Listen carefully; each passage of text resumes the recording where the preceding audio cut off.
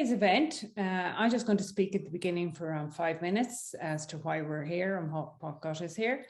And then we will have Annie O'Brien, the research assistant with Dr. Cuisle Forde in the Department of Physiotherapy, is going to talk to us about the DEPT project. And after that, we're going to have a whole group discussion where we look at some of the digital assessment strategies that you can use in clinical practice so that you can bring them forward. So why are we here? This is the Digital by Design project, which is being funded by the National Forum. This project aims to enhance digital capacity within Trinity. And to date, we've done research on the digital education practices that have worked both in Trinity and beyond in comparable universities in Ireland, the UK, and worldwide, indeed. And we have produced 3 reports here, which you should see is the AHSS, STEM, and the Health Sciences report, which looks at those practices and the outcomes of what happened during COVID and what worked and what didn't work and so on. Additionally, we have 3 academic practice hubs where we'd like you as academics within Trinity to share your experiences of teaching. And up in these hubs at the moment, we have the reports from last year's teaching, learning and assessment survey carried out with staff and students that again highlights digital practices assessments in particular that worked and didn't work. And we'd like you to access that at your own time. And in addition, we're developing resources on our web pages to help and support people develop digital assessments going forward. And we are currently looking at a section on there on clinical practice. So I see a question up there from Bridget. Yes, Bridget, the slides will be available afterwards for distribution, as will the recording of this webinar. Okay, so the final thing I want to say about our digital design project is that this is a series of spotlight events that we're running here in academic practice called Using Digital Technologies to Enhance Assessments. And this is the 3rd one in the series. The previous 2 focused on practices within AHSS and STEM. And this one here is focusing on a practice that is broadly used in health sciences. So at the end of this session today, we'd hope that you'll have a set of strategies that you can use to support the design or the redesign of clinical practice using digital technologies. Okay, so I'm going to introduce you now to Annie, our research assistant, as I said, in the School of Physiotherapy, who's worked closely with Dr. Cuisle Forde on the DEPT project, which is also funded by the National Forum, and has recently just published a literature review on the barriers and the opportunities presented by digitally enhanced practices in health sciences, which is available in medical education online. And I have a list of references at the end of the slides that you'll be able to access, and that's in that as well. So Annie is going to introduce the DEPT project to you. And then we're going to show a video as Dr. Cuisle Forde is on leave. She created a video for us that we can use. And we're going to show you a section of that video that focuses in on aspects of clinical practice that were digitally assessed and how that was done. And after that, then Annie is going to outline some of the research that they carried out or the outcomes of the research. So without further ado, I think I'll hand over to Annie. Thank you so much. So I'll just share my screen now. Perfect. So hi everybody, thank you so much Katrina for inviting me today and for having me. So I'm Annie O'Brien, I'm a research assistant in the Department of Physiotherapy working with Dr. Cuisle Forde, who has designed and developed DEPT, which is a research project that is exploring digitally enhanced practical skill teaching, learning and assessment in the health sciences. So this project was very much developed and carried out in partnership with students. So the student voice has been a huge component, as has the voice of stakeholders and research or academic staff. So the depth project took part across 4 stages, beginning in September and running through until May. So I'll be presenting some of the research from stage 2, but just to give you an overview of the depth project as a whole. So the very first phase was exploring the opportunities and barriers to digitally enhanced practical skill teaching, learning and assessment. And we explored these through an extensive literature review, which Katrina has just mentioned there. We were very excited. It was just published last week. I can include the reference in the chat if anybody is interested in looking at it in some more detail. And then to further explore the opportunities and barriers, we also carried out an online survey. And we were very interested in analysing the student and staff perspectives of digitally enhanced practical skill teaching, learning and assessment. So very much understanding staff and student experiences, their personal opinions and their attitudes towards this teaching method and assessment method. And so we did this through an online survey, as well as to gain further insight and detail. We carried out focus groups and interviews, so informal chats, to really ensure we were gaining a holistic understanding of the student and staff experience. We had the third phase of the depth project, which explored, I guess we wanted to identify what was the superior teaching method. Is it a face-to-face teaching approach, an online teaching approach, or a blended teaching approach? And we did this by teaching 2 practical skills to students and randomly assigning them to these 3 different learning methods. And it appeared that there was a significant improvement in student competency and confidence for those within the blended learning group and the face-to-face teaching group. So it shows that there is a place for digitally enhanced practical skill teaching, but more so focusing on assessment today. I'll move on to the 4th stage, which is development of an online educational resource. And this will be a resource available on a global scale for staff and students to help support them in, I guess, the teaching, learning and assessment of practical skills using technology. So I'll go into a little bit more detail about the OER later. But I guess before presenting the research findings, as Katrina mentioned, we'll be presenting Dr. Forde's video of her experiences of assessing practical skills online.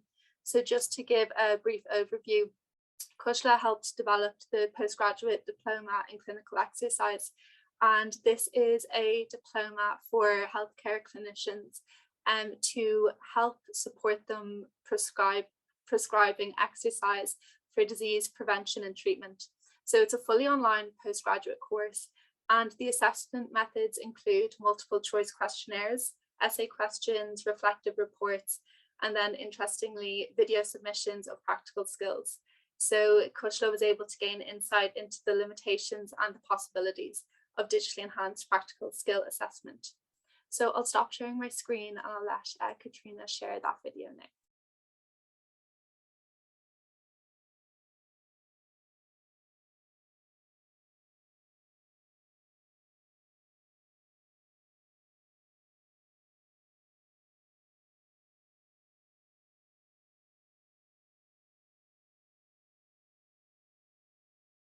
We're quite happy with it, that will remain a part of our course. Then moving on to the diploma for those practical skills. The other element of assessments are very similar to what we did in the cert, the MCQs and the essays and case studies. The difference is this aspect of acquiring practical skill. So we address that by asking students to upload a video of them, again demonstrating a practical skill. This again relies on the informed consent of a third party, so that's one of the limitations. They have about 4 weeks to complete it. it's very useful at determining their ability. And although we've only been running this is our second year now, my experience is that they haven't overly polished or practiced their submissions. So the fear would be that they would, do it again and again and again until they have this perfect video that looks excellent. And in my experience, that's not necessarily the case. And if it was, it would be wonderful learning for the students to see the submission that they're going to submit and start to realize their own maybe slight mistakes or where things are unclear for them. But my experience is that it's quite easy to determine their ability from that video submission. Having said that, we do go on and ask them to demonstrate their skill live. So last year we were obliged to do this online.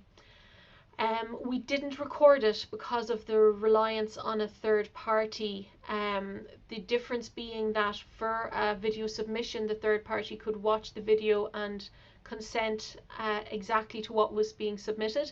But with a live recording, they wouldn't be able to do that. So we decided not to record. Now that may have been an opportunity lost in terms of our ability to rewind and rewatch the exam and be more confident in our feedback to students. It does require still informed consent from a third party to take place, and the range of accessible skills was more limited.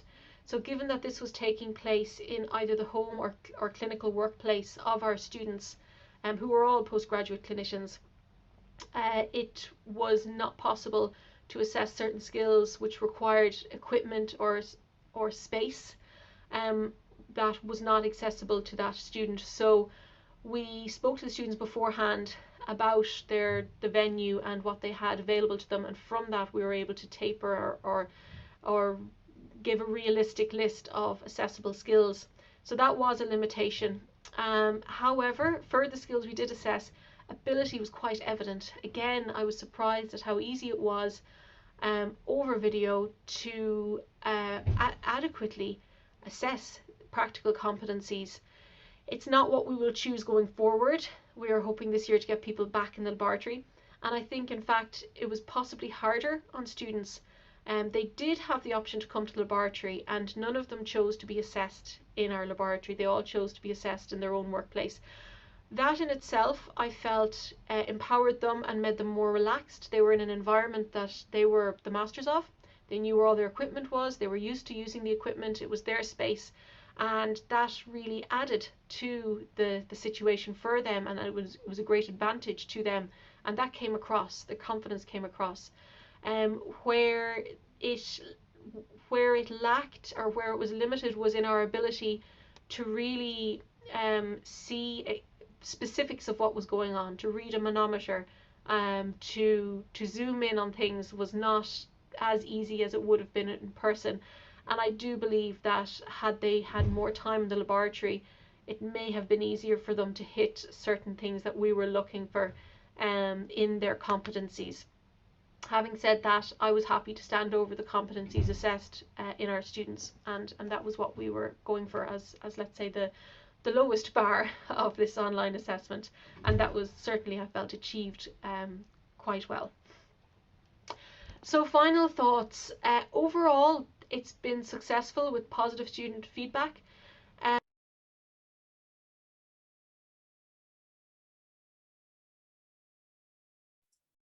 Perfect. So I'll just share my screen again and resume to the depth research findings.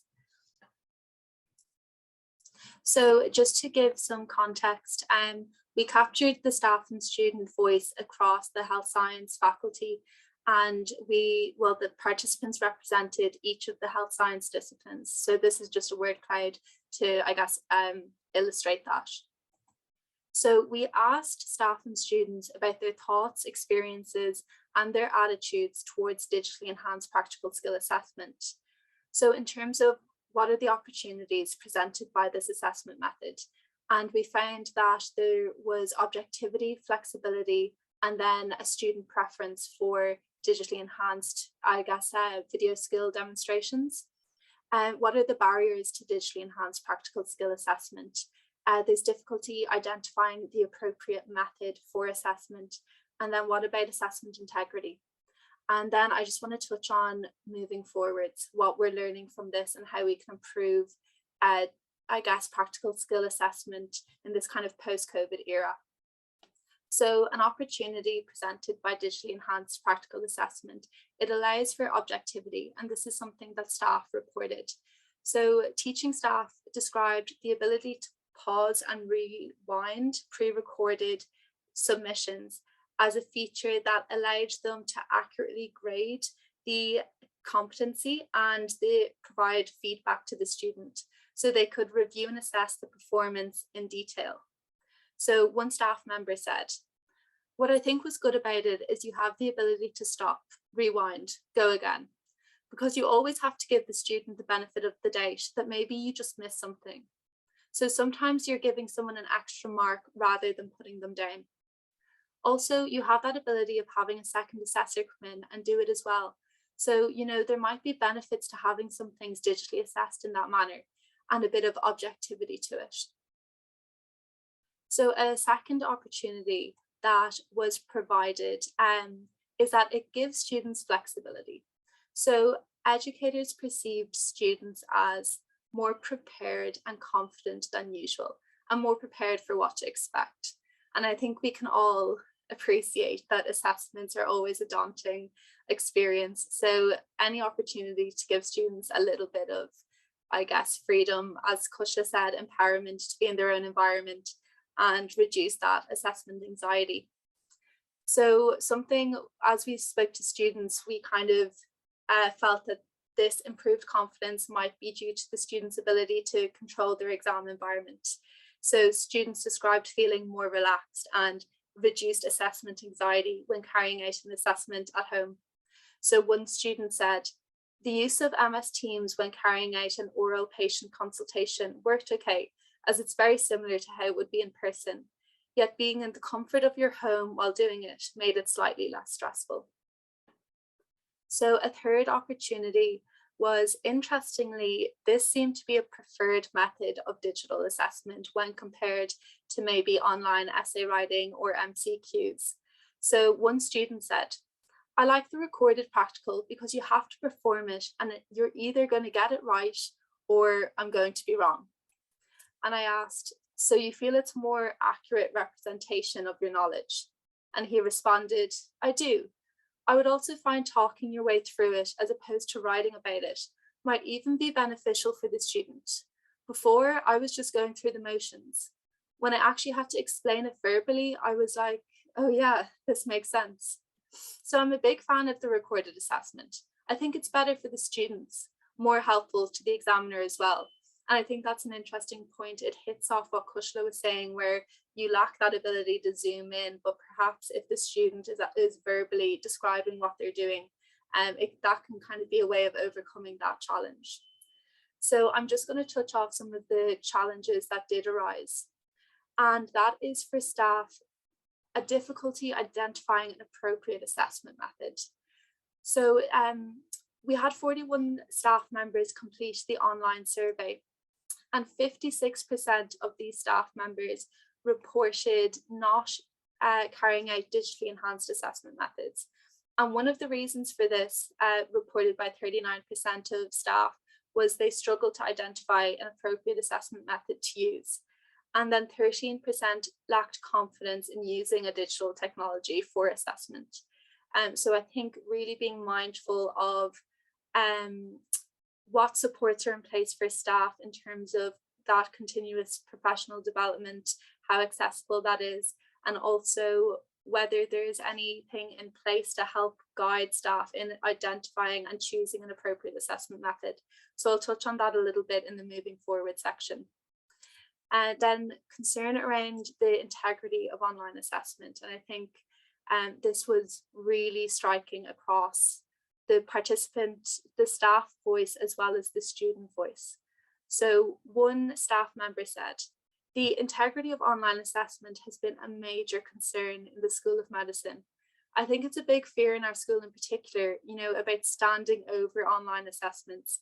And I think if we really just put this in context of the COVID-19 pandemic, when there was that sudden abrupt pivot to online practical skill learning and assessment, and a lot of, I don't want to say pressure, but maybe a lot of that responsibility was placed on the educator to choose a teaching method and an assessment method, and there might have been strategies in place. Understandably, it was all very quick.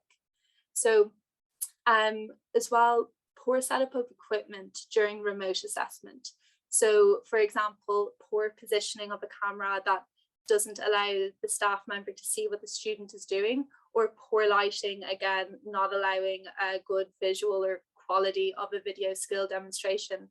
It led to difficulties discreetly verifying measurements taken by a student. So I guess just a lack of ability to accurately assess the competency of the student.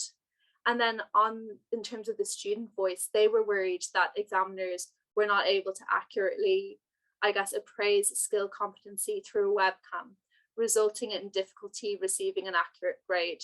So it's integrity from a school perspective, a staff perspective, and then students wondering, am I competent? Are you sure I'm competent?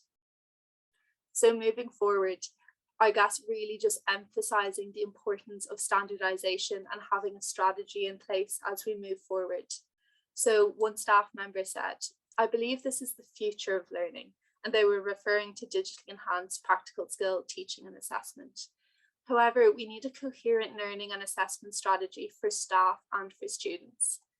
So developing an online assessment strategy, something like this to support staff decision making and then promote student confidence in the assessment process.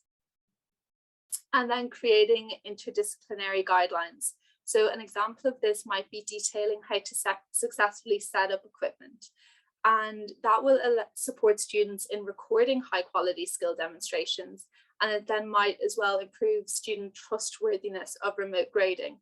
And this can be at a school level, a discipline level, or faculty level, or perhaps even an educator providing resources that students can use, because I guess we are in a culture of influencing and social media where a lot of people have a really great phone where they can record really great high quality videos, but it's just ensuring the situation is correct or the setting is correct. So videos on YouTube to help to help students record high quality videos it can be a small step that can really support and help that assessment process. And then the availability of an evidence-based educational resource. So this is kind of bouncing back to the fourth stage of the depth project. So the availability of an evidence-based resource that educators can refer to guide them when evaluating the suitability of a digitally enhanced tool for teaching or for assessment. And then in terms of a practical skill, whether a skill is suitable for digitally enhanced teaching or assessment. So that's something that Cuisle and I are currently developing. There's actually a QR code there that you can scan with your phone, and you can see now we're in the early processes of developing that resource. It will be ready for the end of May, but even if you just want to have a look at what that might look like for staff and students. So I guess a free resource that will provide an evidence base of what we're learning so far from the COVID-19 pandemic to improve assessment methods moving forward. So yeah, that's kind of where the depth research is at the moment. So I'll stop sharing my screen now. That was excellent. Thank you very much, Annie. Really enjoyed that, and I'm sure our participants did. And a great overview of the project, but also very interesting from our perspectives here today on what can be done in clinical practice assessments. And certainly the drawing out of Cuisle saying, that a lot of people are concerned about integrity, but yet in the video, Cuisle was quite strongly said that she could stand over those assessments where she might have liked to have done more, but she certainly was happy that she could stand over those. So really interesting. And I've just taken the QR code there, and I'm going to have a look at that resource afterwards. So that's great. So I just go back now to questions. If anyone would have has any questions at the moment, for Annie there on this. Would they like to jump in there?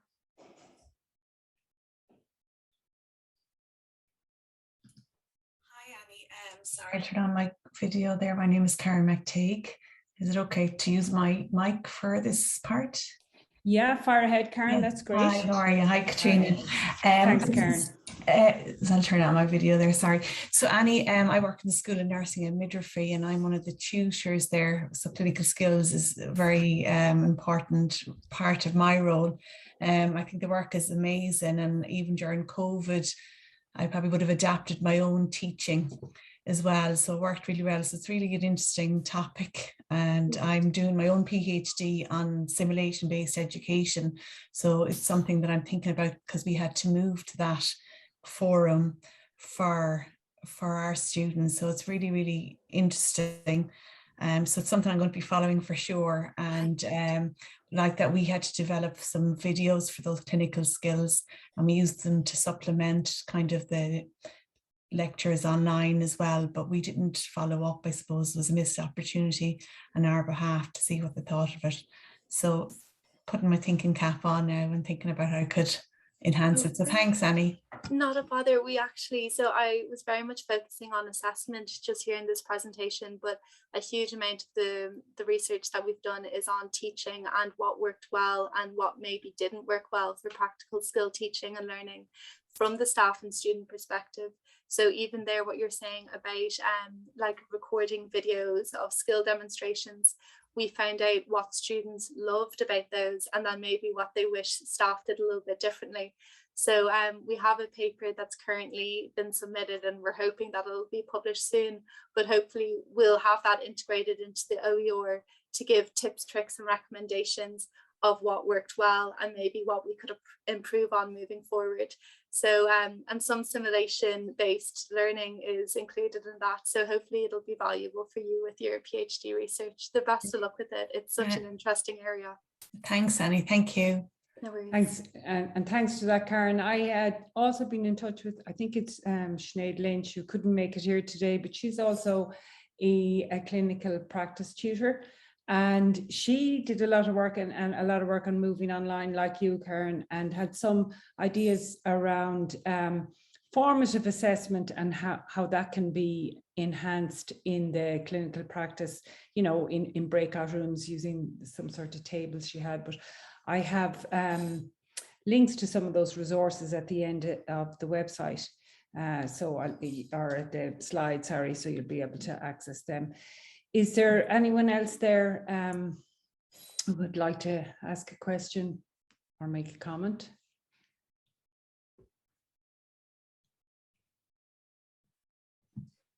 Just a comment, Katrina, Annie, thank you, that was excellent. It was interesting that you noted that your research showed that academic staff members, one of the barriers was I suppose, confidence in applying the appropriate digital assessment, but also the challenge of actually identifying and using an appropriate assessment, or a different type of assessment than usual. So just to say, if that's the case with anyone, always just touch base with academic practice. We're happy to consult in that way individually for individual modules or programs, or to point you in the direction of people maybe from different disciplines who've used something slightly similar, which could be adapted to a clinical context. Thanks, Ciara.